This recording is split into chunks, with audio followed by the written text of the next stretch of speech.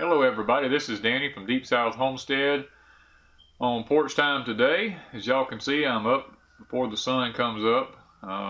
Actually had to turn some lights on out here where I can see a little bit.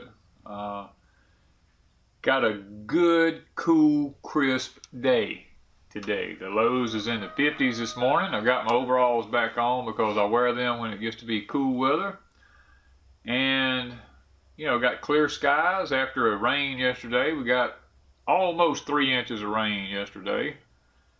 So it's going to be a nice day. The high today I think is going to be like 73, somewhere in that area, which is spot on what I call perfect weather. And you can hear the chickens in the background. The roosters are waking up, getting everybody going. But guys, what I want to talk about today is something that every homestead faces. We're no exception. As y'all know, these past week or two has been extremely challenging for us. Those of you who follow our videos, we've had well issues. You know, I mean, we've got internet issues, and I apologize for the video yesterday. It didn't make it up. It spent 18 hours uploading because our internet's just that bad right now. And guys, you know, that's what this video really is about. It's about encouragement.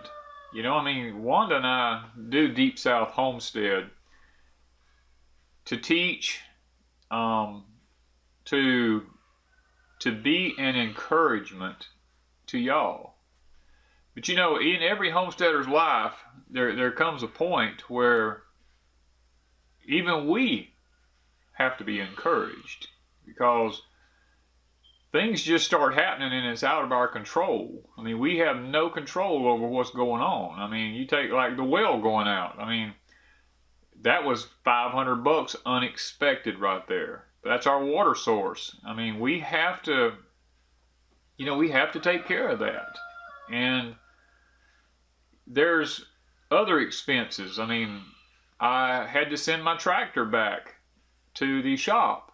The oil pan was leaking on it. Come to find out, Mitsubishi engines are having some issues with the oil pans leaking under the front of them. So they took it back, and now I'm in this squabble with the company trying to figure out, you know, they're wanting to charge me, and it should be warranty work is the way I look at it.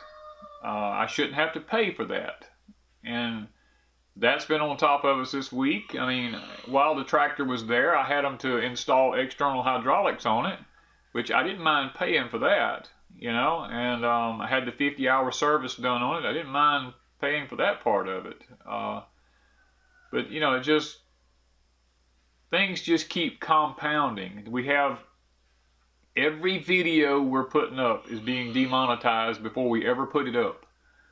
So we're having to do all these manual reviews. You know, we're losing revenue and different things like that on our YouTube, which is cutting our income way back. And, you know, and then we're trying to upload videos for you guys, and now our internet it's just failing. You know, and we have all this stuff is compounding in on us all at once. And yet, I mean, we have nowhere we turn to, you know, because we are the producer of these videos. So guys, what I want to tell you is what we do here at Deep South Homestead is, and I'm not going to preach, you know, don't get that wrong, I'm not going to preach here, but I turn to David in the Bible. David is my hero in the Bible. David's life and my life in a lot of areas is a lot alike. And as a result, you know, David suffered massive discouragements in the Bible. I mean, you have to understand, David made a lot of mistakes, don't get me wrong. You know, David had an illegitimate child that died. David's kids, one of them slept with the other one. One of his kids killed one of the other kids. One of David's kids tried to kill him. And he was on the run, and then I mean Saul tried to kill him. I mean, it was David's family was just had a lot of problems, and guys' minds is no different. And I looked at David. I said, well, what did David do? Because God gave him to us as an example. And David said in the scriptures, he said, I encouraged myself in the Lord. And when I read that, I was like, really, what does that mean? And after doing a little bit of research into it and a little study into it, what I've come up with is that David went back and he looked upon his life in the past. He looked at all the troubles he had faced in the past, and he looked at how God had delivered him out of all those problems. And that gave him encouragement that the problems he was facing at the present, that God would not fail him, but that he would also deliver him out of those troubles also. And guys, that's where we're at here at Deep South Homestead, is that even though all these problems keep compounding in on top of us, it's like all of a sudden, it's just, like the devil's been turned loose on us. And what we're doing is we're going back looking in the past and we're saying, okay, we faced this in the past, and now that it's happened and it's over with, we can look back and we can see how God delivered us out of it and how we actually came out on a good end of it. And that gives us encouragement. So that's what we're doing here at Deep South Homestead, is we're trying to look back at Wanda and I at some of the events that's taken place in our life, and we're looking at how God delivered us, and we're trusting that through all these issues we're having right now, because this is the one time we do not need to have them, because we're getting ready, wanting to build a cabin, but every time we try to get ready to get started on this cabin, our funds are depleted. And because we don't have a lot of income, but when we get a few dollars, we want to do something, it's taken away. And guys, what that tells me is that this is really the direction I need to be going in, because it seems like it's the direction that's being fought the most. We've had lots of other projects. I mean, the buying of the tractor was no problem. I mean, we had lots of other things here that has not been an issue. It's just that when you start doing something where God's leading you, the devil fights you really, really bad.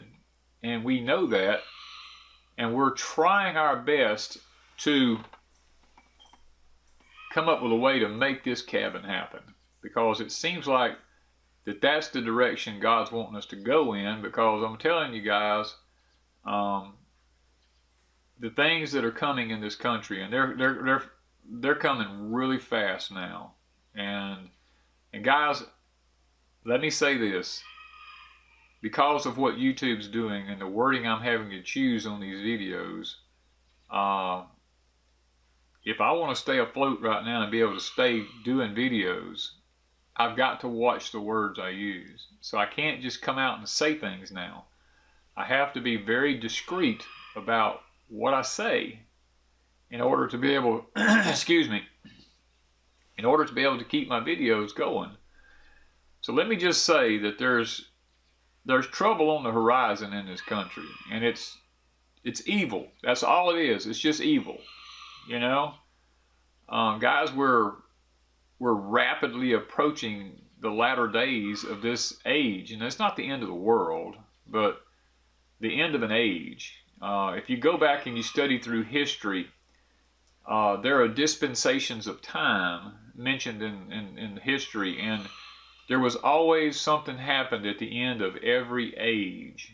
And guys, we're no different now. We're nearing the end of an age or an era, and we're moving into a new era.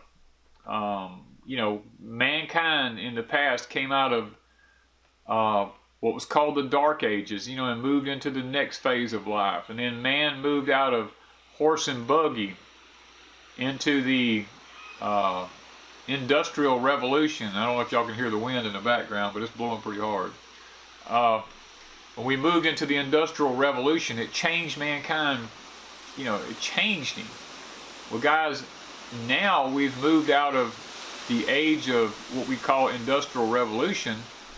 We've moved into the age of AI, or artificial intelligence. This is changing man completely. It's changing our children.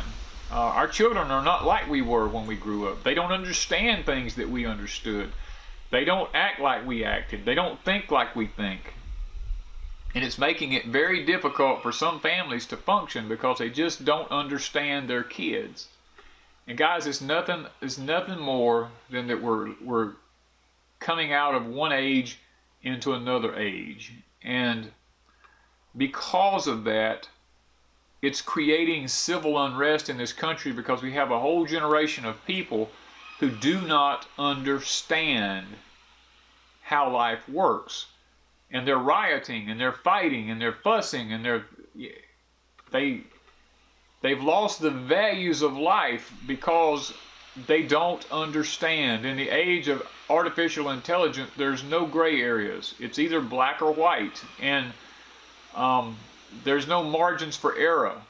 When something doesn't work in the age of artificial intelligence, then it can't be comprehended. It's like all computer programs are written on if, then, and else. And if this happens, then this will happen. And if this don't happen and that don't happen, then or else this will take place. And there's no margin for error, I guess is what I'm trying to say. And because of that, it's confusing. Because when young people come to a certain point and they try to figure out which direction they need to go in, and things are not working the way they're supposed to work, they don't understand. They're like, why won't it work? And then they feel like that they need to revolt because it's not working. And they don't get the fact that sometimes things just don't work, and sometimes you have to find a new avenue, and then it's not going to always be like they want it to be. The Bible says that the poor you will have amongst you always. And this is hard for me to say, but there's some people that's going to always be poor. They're never going to have money. They're never going to be anything in life because it's just the way it is, guys. Wanda and I are almost one of those people. We live below poverty. And it's not that you look down on anybody like that. It's that when a person's in that particular point in life, when you live below the poverty age and you are poor, just don't be proud that you're poor. Keep looking for ways to expand and to climb out of the hole that you're in. And if it never happens for you, then that's your plight in life. And we have to accept that sometimes. And we see those people, even David in the Bible said, he looked at the rich people and he said, Lord, they live wickedly, but yet they prosper. Father, I don't understand. And David said, had it not been that I knew their end, then I would have thought God would have been unfair. But see, David knew the end of these people. And he knew that in the end, that they weren't going to go to heaven. And he knew that. And he knew that their joy would be here upon this earth. And that's a short-lived joy, that they would suffer turmoil and persecution and pain and suffering through eternity. But once he realized that, then he understood that even though his life was rough here upon this earth, that his life hereafter would be a life of peace and harmony for eternity. And guys, that's kind of our mentality here. Guys, Wanda and I don't have a lot of material things. We downsized, and we're kind of okay with that, because it doesn't take a lot of things to be successful in this life. Success is not measured by what you own or what you have in this life. To me, success is measured by what you do with the time that you have here on this earth. And guys, that's what it's all about to me. This thing of trying to, as the old expression goes, trying to keep up with the Joneses or whatever, guys, don't try to keep up with your neighbors. Live your life, live it to the fullest, and enjoy it. Solomon says in the scriptures that there's nothing better than that a man should enjoy the fruits of his labor. He said that's as good as it gets. Whether you're wealthy, whether you're poor. You know, the Apostle Paul said, I've learned how to live with much, and I've learned how to live with a little. So when we learn that balance in life, it's at that point that life becomes a joy for us. Because if we're always sitting back grumbling because we don't have what the next man has, it's at that point in our life that life is just miserable. Because we're always frustrated because we don't have what somebody else has. And guys, that's where Wanda and I are at. We're at a point where we're happy with where we are. We may not have a lot of money,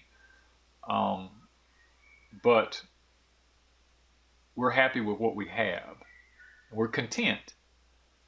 And with contentment comes great joy, the scripture says. So, and when we try to beat our discouragement, we go back, we look at the past, we see where we've been delivered from and how we've been delivered and how we've moved forward out of it and how we've gained from it.